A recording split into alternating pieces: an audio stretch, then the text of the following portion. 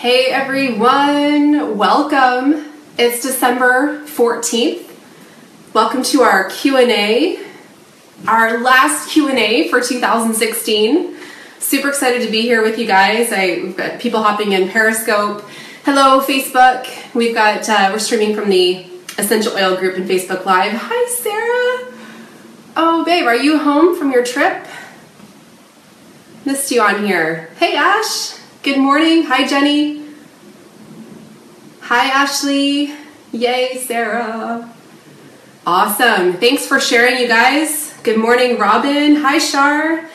Hello, Maureen. We've got Adria from Iowa. Hi, Sarah. Good morning, you guys. Say hello on Facebook. Let me know who's on live. We'll get started in just a moment. I've got a little bit of a head cold that's on its way out. Likely today, it's going to exit my body. I'm super pumped. If you were in my home right now for this Q&A, I smell like a whole lot of plant-based medicine right now. I'm using this beautiful combination of thyme and lemon, and it has been the most magical combination for me this week just to expel this out of my body. So it's been amazing, and I'm starting to feel better. We were in Vegas, as many of you were last week, to see Tony Robbins and Richard Branson at a large event, about 20,000 people there. And I came home with lots in my head, lots of ideas, lots of inspiration in my heart, but a lot of congestion too. So a lot of not so healthy people in Vegas, right? Not too sure about that place. It's kind of like Gotham City. Anyway, also I'm really excited. My husband and one of our friends from the fire department are in my basement as we speak, putting the infrared sauna together that I ordered probably 2 months ago. It's been sitting, waiting to be put together. I took a nice picture of them this morning, putting that together. They're super pumped. As am I to finally get that put together. So I know, I cannot wait to get in there and just increase my healing, take it to the next level. Doesn't even have a hair clip. I need to fix this situation here. So I wanted to kick off this morning, and I guess before I go in, I know we've got a lot of brand new people on the scope. My name is Ange Peters, and I'm the founder of WholeFit. So I launched WholeFit 8 years ago. I'm a holistic nutritionist, personal trainer, health and business coach to many women over the last couple of years. Hi, Elizabeth, welcome. And I'm also a presidential diamond with doTERRA essential oils. So I, along with even on my own team of about 20,000 people, we are really moving forward this movement of natural health and connecting people back to their body, right? And using tools that really resonate for them. And we are now experiencing, I think, in the health field, the next wave of this movement, right? Where all of the innovators and early adopters, as Simon Sinek would talk about, they have been integrating essential oils for years. And now there's the next group of people that are looking to plant-based medicine and natural health for their health care. They've actually been waiting and watching, many of you, to see if this is some kind of a trend.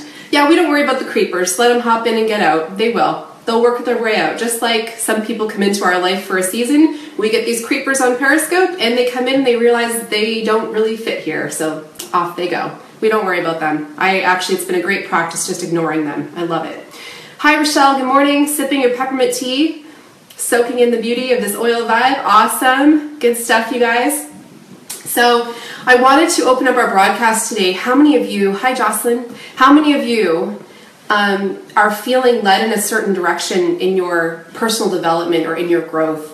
Maybe you've come across a book recently that was recommended to you, or maybe there's an area in your development that you know is a little bit of a weak spot. Something that if you don't lean into and address, you know it's going to continue to hold you back in your growth and keep you where you're at right now, which is okay, right? But for a lot of us, we want to be moving slowly in this direction of growth and taking our success, our business, our health, our relationships, whatever it is for you that you're focused on right now. We want to look at how we can take that to the next level.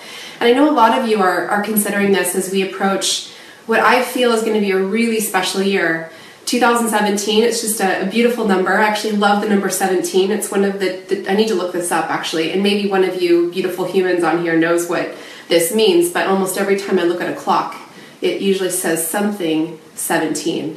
So I'm actually really excited about this year. I led a mentor Zoom last night. I had 63 gals on my team show up live for this last night, and this was only open to a group of people that know they're going to take their business to the next level in January. So we wanted to get together and wrap our heads around a plan and game plan that success. And I was so excited. I actually couldn't even fall asleep last night. I literally didn't fall asleep till 1 in the morning. I was just buzzing, just thinking about what this means for people who are genuinely interested and committed to making every day a little bit better than yesterday, right? To moving the needle in their business. This was a group doing that. But for a lot of you, hey Keely, a lot of you, maybe it's your relationships. Maybe you want to dial into the people you're spending time with at the start of this year and start to spend less time with people who aren't supporting your growth. We talked about this last night, how important it is and how we need to realize that there will be people that are in our life for a season. And as we start to elevate ourselves, it disrupts the herd. It disrupts people. They start to feel like, pause for a second. 17 means insight, responsibility, strength, spiritual consciousness, and a desire for peace. I want all of those things. I want all the things, right, Sarah? Like we say. Okay, and Enza said the number 17 is a highly spiritual number, you guys. It is the star of love and peace and promises a 17 person the will to rise superior in spirit to the trials and difficulties of earlier life. Sorry, I just got a phone call there. That is beautiful, Enza. Love it. Okay, I need to learn more about what numbers mean. Hold on, people are calling my phone. Just a second. There we go. Okay, so I want to share with you a book that I'm excited to crack open over the holidays, and I actually purchased the course to go along with this book for 7 of my main frontline leaders, the girls I link arms with in this movement specifically. And it's a book by John Maxwell called The 15 Invaluable Laws of Growth. Tap the screen if you've ever read a text by John Maxwell. One of the reasons I'm really drawn to him actually is, good morning, Ange Beasley. One of the reasons I'm really drawn to him is because he kind of reminds me of my grandfather, who was a very influential person in my own life. He left our earth about 15 years ago, and he was such an important person in my life, such a spiritual guide for me. He, along with my dad, who I only got to know for 10 years of my earth life, they both were very influential people in my life. And John Maxwell reminds me of my grandfather and a little bit of my dad so much. I'm very drawn to his work. He is a very decorated author. He has so many books out there. And this is his newest one, The 15 Laws of Invaluable Growth, if you want to take a quick screenshot of this. Okay.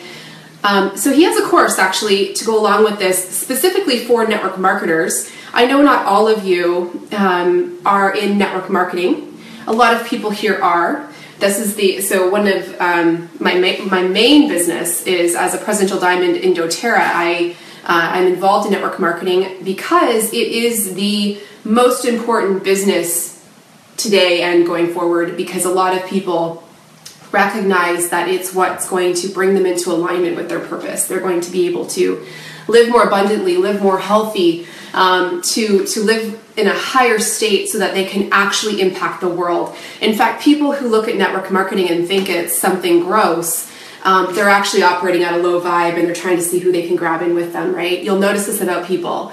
So one of the things network marketing does is it opens up people, it cracks open opportunities for people to have greater impact in our world.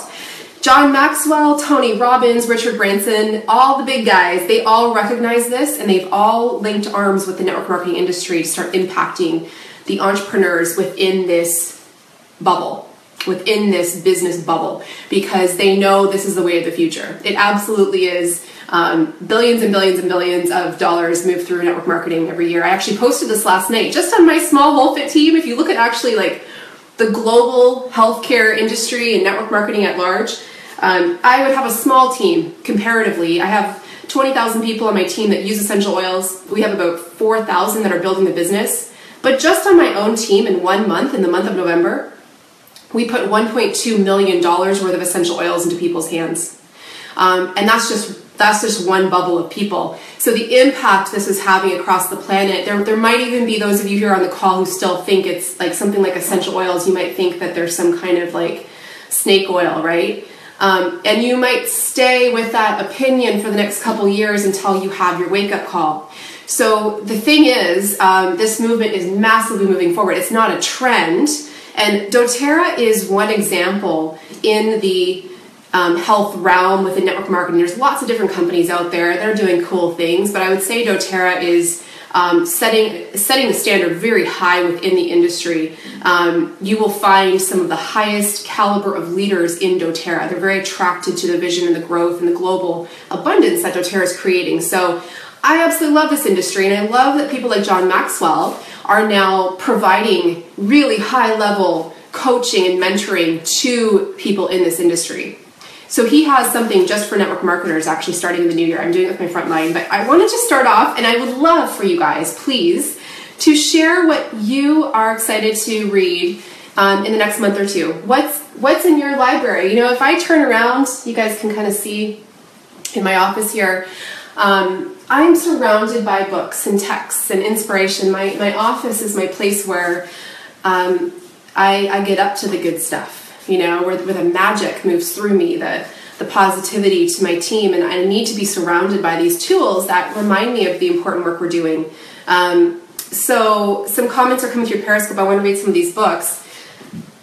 Euphoric Oils, The Law of Divine Compensation. I have that right behind me here. The Healing Intelligence of Essential Oils. Awesome, Dr. Andrea, nice to have you on. I talked about that book actually on a Periscope a couple of months ago. You Are a Badass. Yeah, Jen Sakiro. That's awesome. I think Keely's talked about that. You're right. The 12-week year. I haven't heard of that one before. Maybe mention what it's about a little bit, Jerry. The Big Leap. Another great book. You Are a Badass. A couple people are mentioning that. That's awesome. If I can make a suggestion for those of you that maybe aren't necessarily readers, one of the things you might want to do is gift yourself an Audible account. Audible gives you one, you pay for it every month. I can't even remember how much it is. I have one as well. But you pay for it and you basically pick a book that you want to get an audio version every month. And you can purchase more if you want, but I personally do this because I like to build in the habit. Okay, thanks Heather, it's $14.99 a month. I like to build in the habit of always be listening to something that's developing me and moving me forward. I always want to be growing, right? So Audible really helps me do that because I love to listen to personal development when I'm doing, you know, low attention tasks like folding laundry or organizing a closet or prepping dinner. Sometimes when I don't feel like I'm needing to be fully present with what I'm doing, sometimes I love to just prep and chop veggies, right? It can be very calming. But typically, I like to be listening to something. I also do that during my workouts. So Audible helps to trigger that constant development in my life. So just wanted to throw that out there. And you can find most books like You Are a Badass and all these other ones that people are saying on here. Lisa, yes, Tim Ferriss's book, Tool of Titans. I was just checking that out the other day. I actually saved it to my Audible wish list. I love Tim Ferriss. Okay. So throw up a few more book suggestions if you guys had them. I wanted to just read this quick text and then we'll get into this week's Q&A. I have some great questions that people wrote in. I want to read the intro for you guys because I just love it. Potential is one of the most wonderful words in any language. It looks forward with optimism. It's filled with hope. It promises success and it implies fulfillment.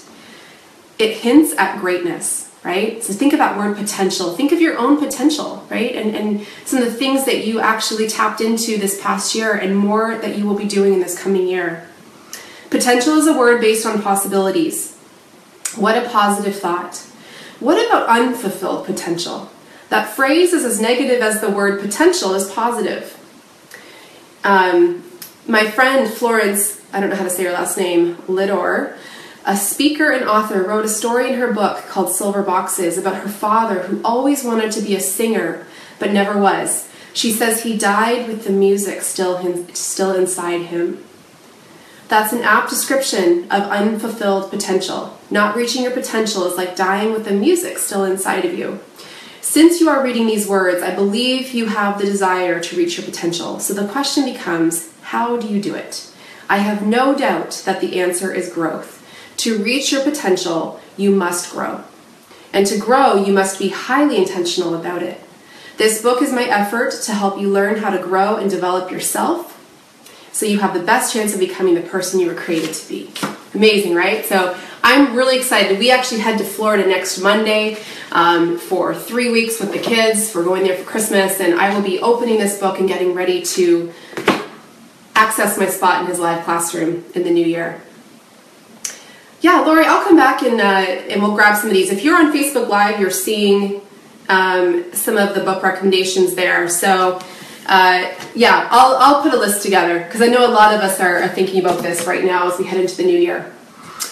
Alrighty guys, so how about we do this? I'm going to take a couple of live questions off the hop, and then I do have some questions that you guys will likely want to stay on to participate in today. Had a question about Botox, had a question about eczema. I don't know how many of you are moms on here and maybe should have questions about that. I'm going to share what I did with my own daughter Emerson when she had it. Okay, so we'll go into that, and then I do have a couple questions from people who are building a doTERRA business. Okay, so we'll get into those, but if you guys want to go ahead and ask any questions you have off the hop, we'll take a couple here live. And yeah, I was not sure why I got a question about Botox. It's not something I personally study, but I did look up some info on it for you guys. What sunscreen do I use myself and for my kids? I personally don't use sunscreen. I think, okay, my response to traditional aromatherapists who disagree with doTERRA usages. Ooh, I love that one. Okay, I'll come back to that one in a second. Save your questions for a moment while I address some of these live. So I don't use sunscreen on myself because I actually really appreciate the healing the sun provides, but not if I'm going to be out for 8 hours, you know, in complete sun exposure, right? So usually my sun exposure personally is like when we're in Florida, for example, going out for a run for about an hour at a time when the sun's not its strongest, which I think are between the hours of 10 to 3. So usually in the morning there, but getting a little bit of sun on bare skin is actually really good for vitamin D absorption in your body. That's where that production happens, right on the skin level. And I think you get about 20,000 IUs of vitamin D if you have about 20 minutes of sun exposure. So it's actually very good to get that. But if you know you're going to be out longer, my personal preference, to be honest, is to use, I'll often make my own little barrier for my skin with coconut oil, which has a natural SPF of about 8, and then I'll add a few oils that are known to offer additional SPF, that factor to it, so sandalwood and helichrysum, and sometimes I'll add a little bit of peppermint for cooling. So I'll make my own that I'll just put on any skin that's going to be exposed beyond you know, an hour. So for my kids, probably the best thing to do would be to go on, I can't remember the brand that we use. We have Alba, and we have one called Green Goddess. But the best thing to do, you guys, if you're looking for something for your kids because they're going to be out for a while, yeah, Badger's another great brand. Yes, I have a standing desk. I'll tell you about it in a second. Go on to the EWG, the Environmental Working Group, and take a look at the sunscreens that they recommend because of low toxicity, okay? The jury's out on sunscreen, right? Because a lot of people, there's a lot of funky ingredients in sunscreen. You mix that concoction with being out in the sun and eating a diet that's super high in omega-6s. So everywhere you read, they say the sun equals wrinkles. Wrinkles are a beautiful thing, which I guess will lead into the Botox question. But absolutely, you want to, you know, limit the exposure you have on your face. But that's right, Kim, the crappier you eat, the easier you burn. When you are eating more whole foods, when you have healthy omega-3s in your diet and a lot of water, you will notice that you do not burn as much, okay? So The second question that came up was, what do I think about all these crazy aromatherapists and their fear? No, that wasn't the question. Here's the thing. You're going to find, so I work in the world of essential oils, right? It's something that I personally integrated into my coaching and then ended up really being a part of the movement moving forward. And like I said, we have about 20,000 homes on our team that use essential oils. Here's my thought on this, you guys. Whatever answer you're looking for, you will always find. If you want to find all the reasons why you shouldn't use essential oils and all the fear in the world, you're going to go looking at all the bloggers and the aromatherapists that are promoting all this fear into the aromatherapy industry, okay? There's a lot of that going on. Ultimately, what's happening is it's leaving people feeling super confused. And what does a confused person do? What does a confused person do? Think about yourself in a confused, overwhelmed state. That's right, Ashley, they do nothing. A confused person does nothing. They retreat in fear. I love that. They retreat. So instead of actually seeking out natural solutions, they end up staying where they're currently at. So the question I always start off with people is, okay, peel it back for a second. What was going to be your route? So let's say you're looking to use peppermint for a headache and you're pregnant. And you came across a blog and this aromatherapist said, we don't have any conclusive research on this, but many women have found a reduced amount of breast milk when they use peppermint. And you read that, you're like, oh no, I don't want to reduce my breast milk, so instead I'm just going to go take a Tylenol. This is the problem right now, is people are not using critical thinking when they're looking at natural health. They're actually not looking at the whole picture. My personal opinion on this, and it's not popular for me to say this, but aromatherapists are promoting a lot of fear into people because they want to keep their jobs. They, for years and years and years, they were talking about essential oils trying to get noticed, okay? And it was a big fat secret where they were getting their essential oils from. You had no idea what you were actually getting in that bottle. Yes, some aromatherapists acting like doctors, many aromatherapists taking a weekend course.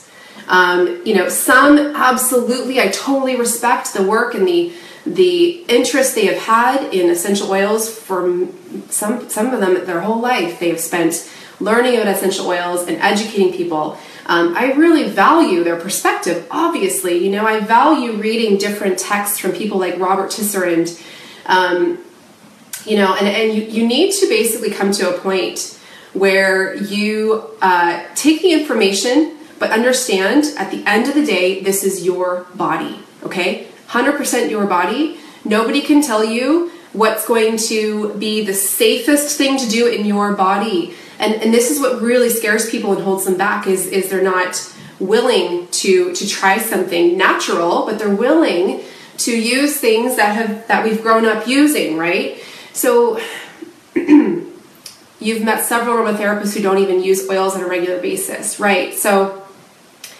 you have to come to a place where you are learning how do I deal with fear on eucalyptus the same way I would deal with fear on anything. I look at the information that's out there and I ask myself, okay, so like eucalyptus, am I going to use Vicks Vapor Rub on my child or am I going to dilute eucalyptus, right?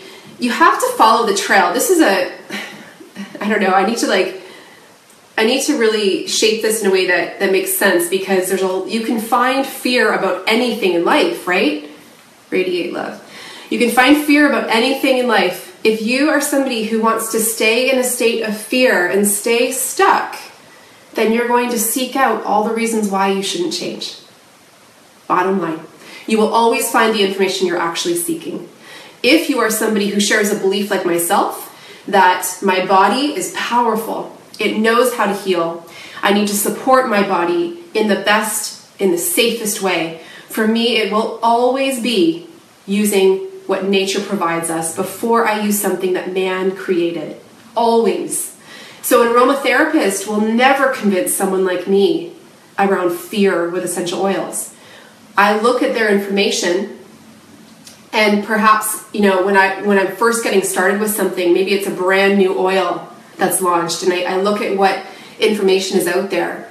And if there's a lot of fear around it, I'd obviously start using it very diluted, right? See how my body responds, see how my kids respond, and move from there.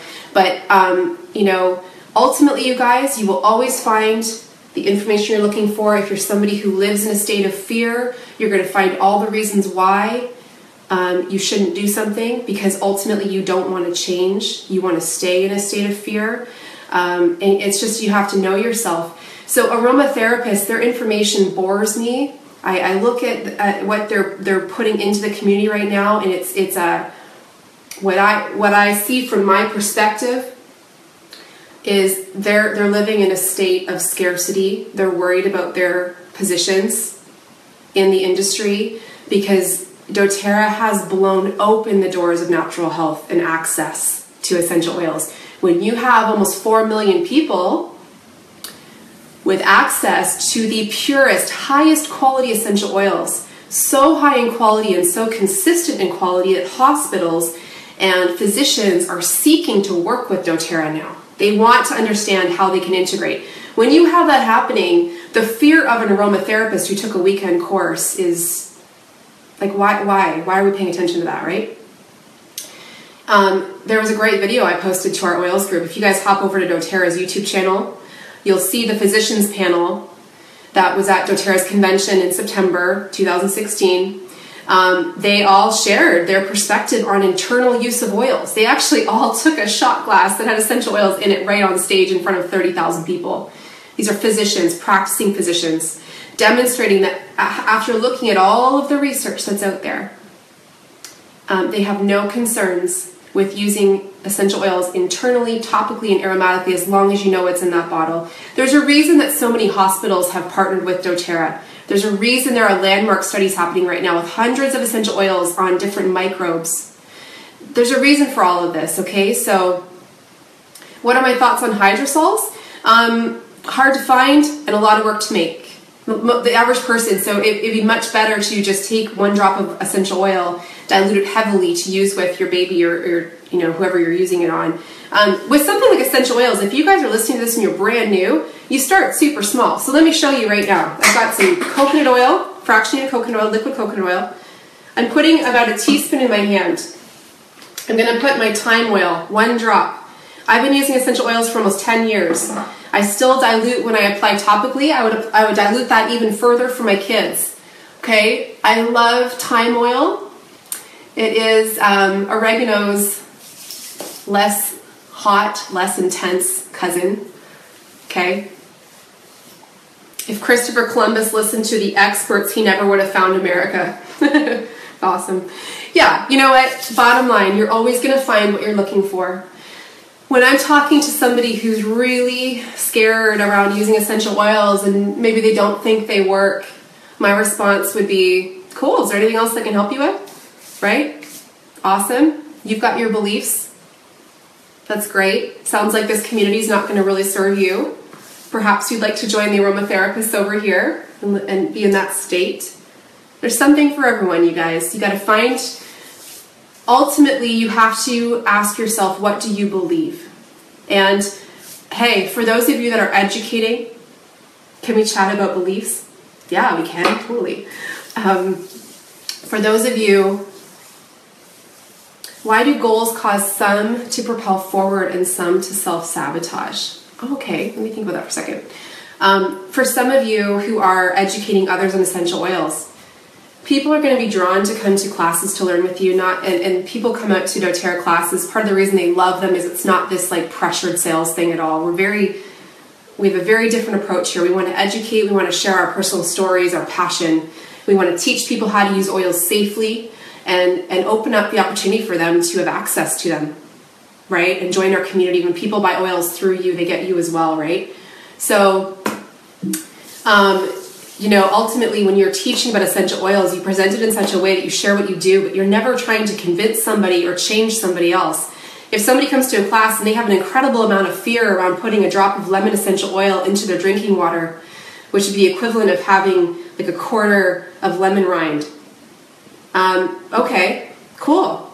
I would probably, if I was really going to crack that open with somebody, I'd ask them how many other areas of their life are they living in fear and really scared to try something new in their body and see how it does. But change is always met with resistance, even when helpful. Preach with a peaceful message. I love that so much. That's so good. So Keely asked a question about goals and why for some setting a goal is really motivating, and for some it's a form of self-sabotage to set a goal. And I think my first thought when I think of that is something that I sometimes do. Okay, standing desk. Yes, I'll take that next, and then we'll go to some of the docked questions. Something that I found myself doing quite often, and a limiting belief. I shared this with my group last night in the mentor call. One of my limiting beliefs, the story I was telling myself over and over in this past year, is I don't have enough time. I don't have enough time to do this. I don't have enough time to do that. I'm too busy, blah, blah, blah, blah, blah. And what I realized I was doing was constantly calling that into my life. And one of the ways that showed up was like this list of things that I knew I could never get done. So every day I was creating this list for myself, almost purposely to sabotage my success, because my underlying belief was I don't have enough time. So let's make it obvious that I don't have enough time, right? Support that. So the way I flipped that, my gentle reminder to myself was, and you don't need enough time. You just need to decide. You need to decide. You need to look at this list and you need to commit to 3 things, and that's success, because those are going to be your most important things. And just because you don't get to all of this doesn't mean you're not good enough, you're not successful enough, you're letting people down or whatever it is, right?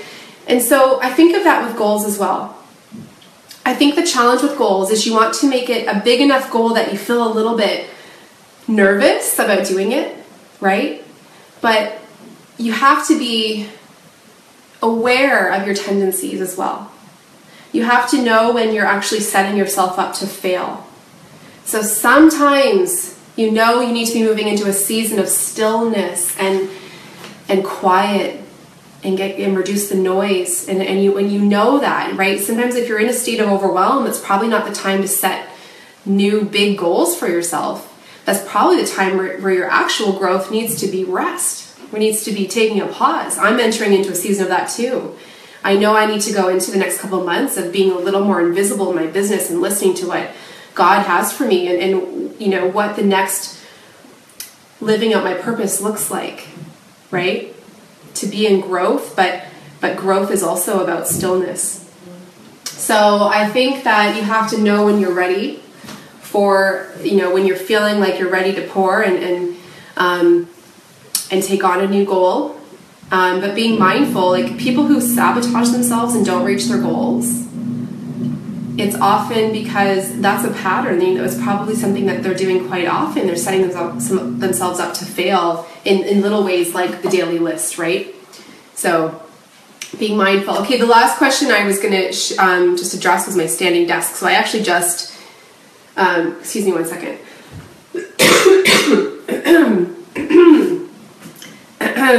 Okay, we're good.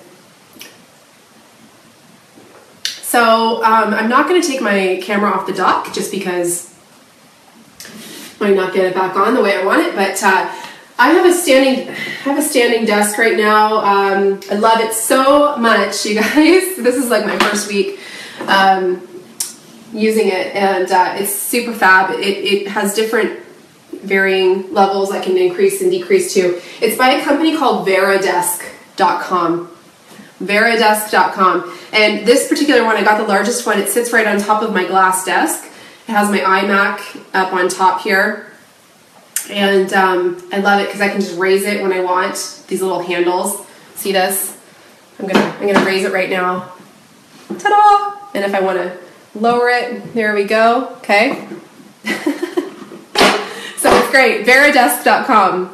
It was probably about, I think this one was actually about $600, but it was a great investment for me. It's something that was on my list for this last year that I wanted to do for my own health because sitting is like the worst thing ever. So yeah, Veridesk, Veridesk.com. Check them out. You know what I was doing for a while is I had like varying levels of boxes. I actually was using, I had 2 squatty potties in our house. I don't know if you guys know what those are. And I was using a squatty potty on my desk and lifting up my I had my laptop on boxes. So, you know, there are ways around it, but this is often